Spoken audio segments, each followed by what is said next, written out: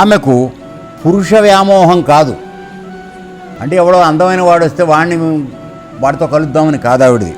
ధన సంపాదన మీద మిక్కిలి అభిలాష. పురుషుడు ఎవడైనా సరే ధనవంతుడైతే అతన్ని తన పడకకు రమ్మని తీసుకువెళ్ళాలని చూస్తుండేది.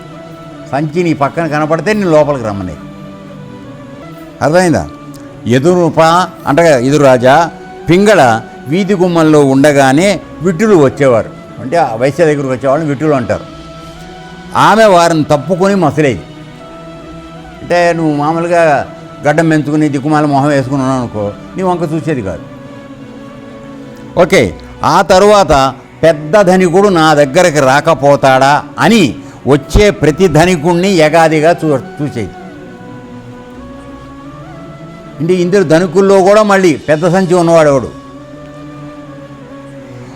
తన వద్దకు వచ్చి మోహించి రూపానికి మెచ్చి ధనం ఇయ్యడా అనుకునేది, కానీ ఎవడో రావడం లేదు. అంటే ఈ డబ్బుల కోసం ఇది అవుతుందనే సంగతి గ్రహించిన వాడు ఎవడో రావట్ల. వచ్చేవాడు ధనహీనుడు. అక్కడ వచ్చి నుంచునేది ఎవరంటే డబ్బులు లేనివాడు ఫ్రీగా రావడం కోసం అక్కడ వచ్చి నుంచుంటున్నాడు.